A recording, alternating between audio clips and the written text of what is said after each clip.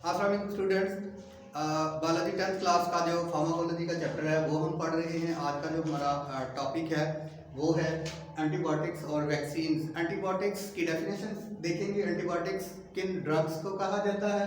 उसके बाद हम इस वाइट बोर्ड प्रेजेंटेशन के अंदर पढ़ेंगे बैक्टीरियल साइडल एंड बैक्टीरियोस्टैटिक एंटीबायोटिक्स कौन कौन से हैं। उसके बाद हम सेफलोस्पोरिन्स एंटीबायोटिक के बारे में पढ़ेंगे। उसके बाद टेट्रासाइक्लिन एंटीबायोटिक के बारे में पढ़ेंगे और उसके बाद हम पढ़ेंगे कि ब्रॉड स्पेक्ट्रम एंटीबायोटिक क्या है और नैरो स्पेक्ट्रम एंटीबायोटिक्स क्या है। तो सबसे पहले स्टूडेंट्स देखते हैं एंटीबायोटिक्स की डेफिनेशन। यहाँ पे हमेशा कोशिश की जाती है कि आपका जो टाइम है वो बचे, इसलिए प्रेजेंटेशन जो पहले से तैयार कर ली जाती है ताकि वहाँ पे जो यहाँ पे लिखे कीवर्ड्स हैं इन कीवर्ड्स को फॉलो करते हुए आपको समझा दिया जाए। तो हमेशा जो है वो जो कीवर्ड्स हैं वो आपकी बुक से लिए जाते हैं ताकि आप इन्हीं कीवर्ड्स को यूज़ करते हुए आप अपने एमसीक्यूज या शॉर्ट क्वेश्चन बनाएं या आप जो है वो लॉन्ग क्वेश्चन में इनकी जो है वो हेल्प ले सकें। तो स्टूडेंट सबसे पहले मैंने आपको ड्रग्स की टाइप्स के बारे में बताया है। एंटीबायोटिक्स के बारे में कुछ हमें पता है, कुछ हम देख लेते हैं। एंटीबायोटिक्स ऐसे केमिकल सब्सटेंसेज है, सबसे पहले इसकी डेफिनेशन सुन लें। एंटीबायोटिक्स ऐसे केमिकल सब्सटेंसेज हैं जो कि माइक्रोबियल ग्रोथ को या तो इनहिबिट करते हैं या माइक्रो ऑर्गेनिज्म को बॉडी के अंदर किल करते हैं।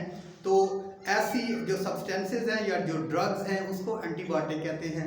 एक बात याद रखिएगा कि मेडिकल के अंदर सबसे ज़्यादा जो ड्रग्स इस्तेमाल हो रही हैं, मेडिसिन इस्तेमाल हो रही हैं, वो एंटीबायोटिक्स हैं। यहाँ पे जो मैंने कीवर्ड्स लिखे हुए हैं उनको फॉलो करते हुए अब देखते हैं। सबसे पहले है एंटीबायोटिक्स जो है वो किल और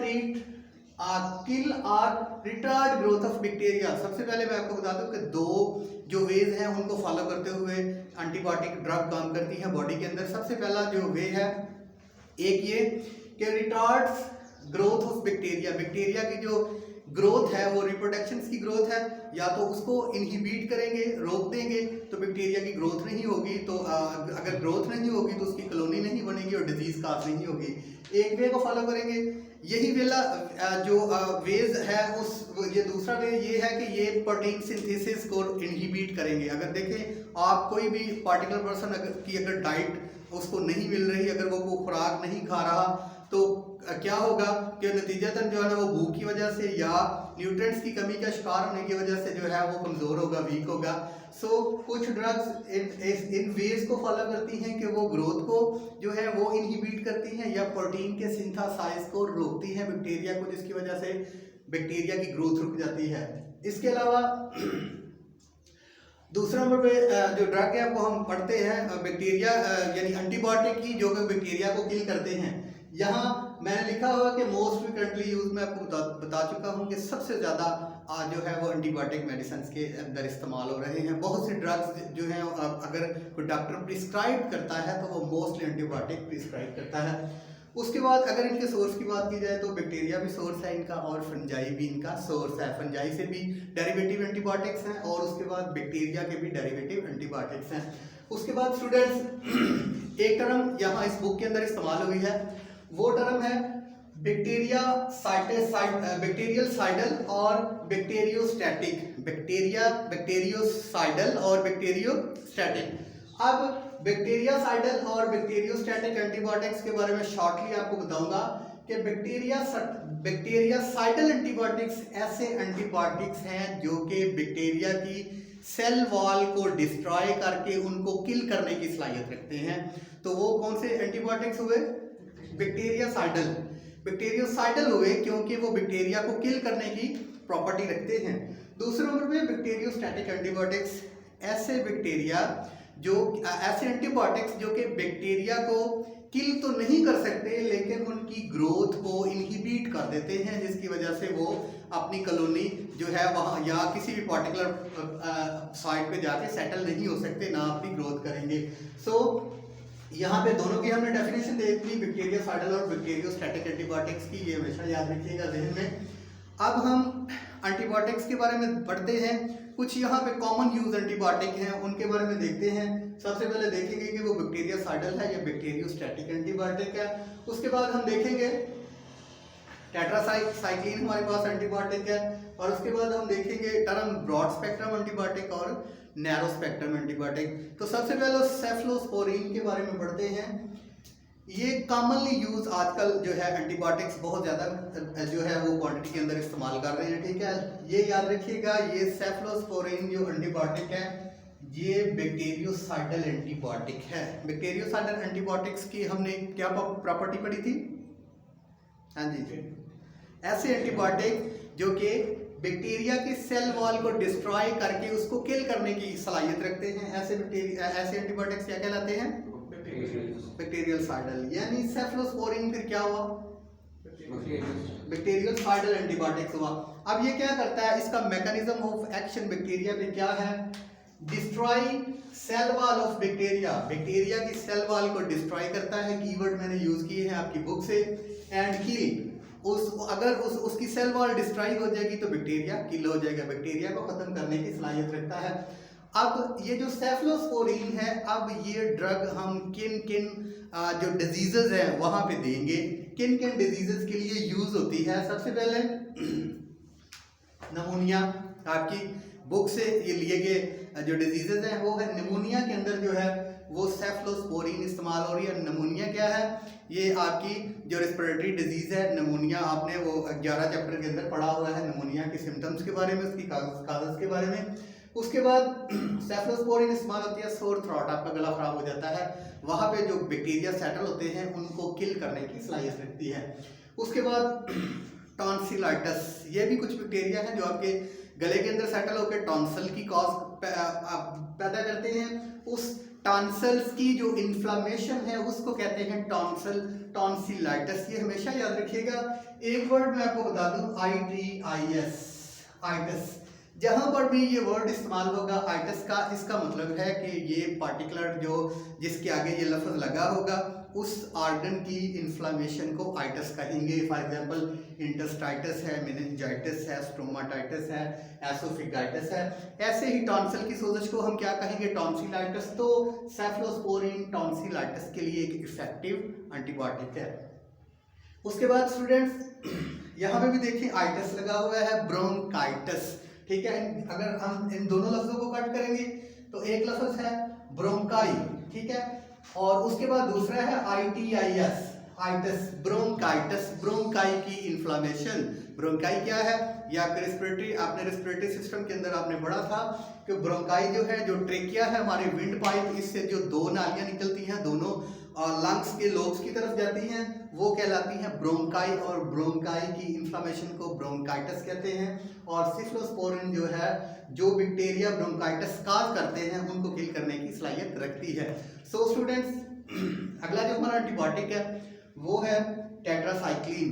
बहुत जो है ये कह सकते हैं कि ये बहुत पुराना एंटीबायोटिक है, ठीक है।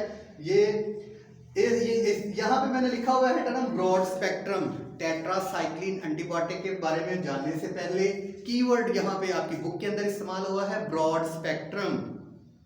ब्रॉड स्पेक्ट्रम और नैरो स्पेक्ट्रम के बारे में अभी मैं आपको दोबारा भी बता दूंगा। और ब्रॉड स्पेक्ट्रम के बारे में सुन ले कि ऐसी ड्रग्स, एंटीबायोटिक्स जो कि बैक्टीरिया की वसी रेंज को किल करने की या इनहिबिट करने की सलाहियत रखती हैं, वो ब्रॉड स्पेक्ट्रम एंटीबायोटिक होती हैं। और नैरो स्पेक्ट्रम एंटीबायोटिक ऐसे एंटीबायोटिक्स होते हैं जो कि चंद बैक्टीरिया की अकसाम के ऊपर इफेक्टिव है, या उनको किल करते हैं या उनको इनहिबिट करते हैं, ग्राम पॉजिटिव है या ग्राम नेगेटिव है, चंद अकसाम को, वो कहलाते हैं नैरो स्पेक्ट्रम एंटीबायोटिक। सो ये जो एंटीबायोटिक है टेट्रासाइक्लिन, ये एक ब्रॉड स्पेक्ट्रम एंटीबायोटिक है, ठीक है। और ये क्या करता है कि बैक्टीरिया की बहुत सी अकसाम की जो अकसाम है बैक्टीरिया की, उनको इनहिबिट करने की सलाहियत रखता है, उनकी ग्रोथ को इनहिबिट कर सकता है। अब हमने ये पढ़ा था कि एंटीबायोटिक्स बैक्टीरियोसाइडल भी हैं और बैक्टीरियोस्टैटिक भी हैं। बैक्टीरियोसाइडल ऐसे एंटीबायोटिक्स हैं जो बैक्टीरिया को किल करते हैं, और जो बैक्टीरियोस्टैटिक हैं वो बैक्टीरिया की ग्रोथ को इनहिबिट करते हैं मुख्तलिफ वेज को फॉलो करते हुए। तो सेफलोस्पोरिन जो एंटीबायोटिक था वो बैक्टीरियोसाइडल था, और जो टेट्रासाइक्लिन है वो बैक्टीरियोस्टैटिक एंटीबायोटिक है। यानी वो क्या करेगा, यहाँ पे कीवर्ड लिखा है इनहिबिट प्रोटीन सिंथेसिस। अब देखें कि बैक्टीरिया जो है वो जो या मोस्टली जो सेल्स हैं हमारी बॉडी के अंदर वो अपने तौर पे अपने लिए प्रोटीन को सिंथेसाइज कर रहे होते हैं। अब जब कुछ बैक्टीरिया जिन पे टेट्रासाइक्लिन इफेक्ट करेगा उनकी प्रोटीन सिंथेटिक या प्रोटीन सिंथेसाइज का मैकेनिज्म को इनहिबिट का मतलब स्टॉप कर देगा। अब उनकी प्रोटीन्स का जो बनाने का प्रोसेस है वो स्टॉप हो गया, तो जो प्रोटीन की ज़रूरियात उनके बैक्टीरिया की है वो पूरी नहीं होगी, जिसकी वजह से उसकी ग्रोथ नहीं होगी। इसको हम कहेंगे कि इनहिबिट हो रहा है प्रोटीन सिंथेसिस। कॉमनली वर्ड इस्तेमाल होते हैं स्टिमुलेट और इनहिबिट। स्टिमुलेट का मतलब ये जान लें कि ज़्यादा कर देना, इनहिबिट का मतलब रोक देना, कम कर देना। मेडिकल के अंदर ये टर्म बहुत ज़्यादा इस्तेमाल होगी, इनहिबिट और स्टिमुलेट, स्टिमुलेट और इनहिबिट। सो स्टूडेंट्स, ये इनहिबिट करता है प्रोटीन सिंथेसिस को। अब इसका यूज़ क्या है, किसका? टेट्रासाइक्लिन एंटीबायोटिक का।